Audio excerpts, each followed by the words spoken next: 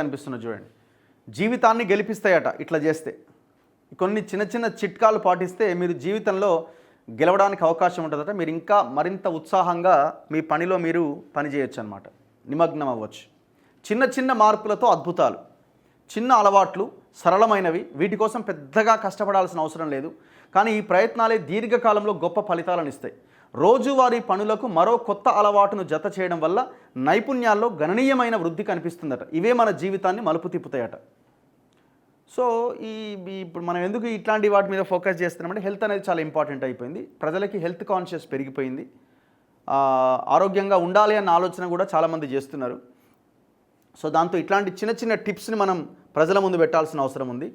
మంచిని అలవర్చుకోవడానికి చెమటలు చిందించాల్సిన అవసరం లేదు. నిన్నటి కన్నా ఇవాళ 1% మెరుగ్గా ఉండాలని ప్రయత్నించినా చాలు, అది అలవాటుగా మారి ఏడాది తిరిగేసరికల్లా గణనీయమైన మార్పు సాధ్యమవుతుంది. నెంబర్ 1, మొదట్లో కొద్దిగా కష్టం అనిపించినా మీ లక్ష్యాన్ని అనుకున్న సమయంలో పూర్తి చేయండి. క్రమం తప్పకుండా చేస్తున్న వాటిని ఒక పేపర్ మీద రాసి స్టార్ గుర్తు పెట్టుకోవాలి. ఆ స్టార్లు పెరుగుతున్న కొద్దీ ఇంకా చేయాలి అన్న ఉత్సాహం వస్తుందట.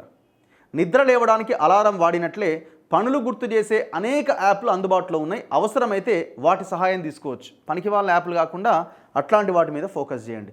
జీవితాన్ని మెరుగుపరచుకోవడానికైనా దిగజార్చుకోవడానికైనా ఒక్క అలవాటు చాలు. మంచి అలవాట్లు ఎంచుకున్న వారే విజేతలుగా నిలుస్తారన్నది గుర్తుంచుకోవాల్సిన విషయం. ఏమేమి ఉన్నాయి ఇక్కడ జూమ్ చేస్తే, ఉదయం నుంచి సాయంత్రం దాకా గ్లాస్ నీళ్ళు తాగాలన్నట. నిద్ర లేచిన వెంటనే సెల్ ఫోన్ పట్టకుండా ఒక గ్లాసు మంచి నీళ్ళు తాగండి. శరీరంలోని మలినాలను బయటకు పంపించడానికి ఇది దోహదం చేస్తుంది. మిమ్మల్ని రోజంతా హైడ్రేటెడ్గా ఉంచుతుంది. టీ, కాఫీ సమయాన్ని కూడా నిశ్శబ్దంగా ఆస్వాదించండి. పూర్తి చేయాల్సిన పనుల జాబితాను ఓసారి మననం చేసుకోండి. దీని ద్వారా ఒత్తిడి తగ్గడమే కాకుండా ఎలాంటి హడావుడి లేకుండా పూర్తిగా పనులు చేయగలుగుతారు. 2 పూటల 5 సార్లు. రోజు ఉదయం సాయంత్రం 1 నిమిషం సమయం కేటాయించి 5 సార్లు దీర్ఘ శ్వాస తీసుకోండి. ఇది మీ శరీరానికి ఎక్కువ మొత్తంలో ఆక్సిజన్ అందించడమే కాకుండా ఏకాగ్రతను పెంచుతుందట. ఒక 5 టైమ్స్ చేయాలట. గట్టిగా గాలి పీల్చుకొని వదలాలట. తినేటప్పుడు మొబైల్ లేదా టీవీ చూస్తూ ఆహారం తినే అలవాటు ఉంటే దానికి వెంటనే స్వస్తి చెప్పండి. ఆహారాన్ని మనస్సు పెట్టి తినండి. నీ ప్లేట్లో ఉన్న పదార్థాలని ఆస్వాదించండి. భోజనం చేశాక ఒక 10 నిమిషాల పాటు నడవండి. ఇది జీర్ణ వ్యవస్థను మెరుగుపరచడమే కాకుండా ఒత్తిడి దూరం చేస్తుంది. మీ రోజును ఉత్సాహంగా ఉంచుతుంది. తినంగానే వండుకోకండి.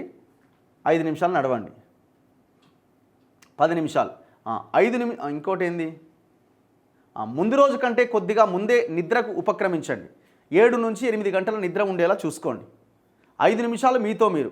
రోజువారీ జీవితంలో ధ్యానం భాగం చేసుకోవాలి. ఇది సమయపాలన సామర్థ్యాన్ని పెంచుతుంది. అలసిపోయినప్పుడు ధ్యానం చేస్తే తక్షణమే శక్తి సమకూరినట్టుగా అనిపిస్తుంది. రోగ నిరోధక శక్తిని అనేక రెట్లు పెంచే శక్తి ధ్యానానికి ఉందన్నదే నిపుణుల మాట.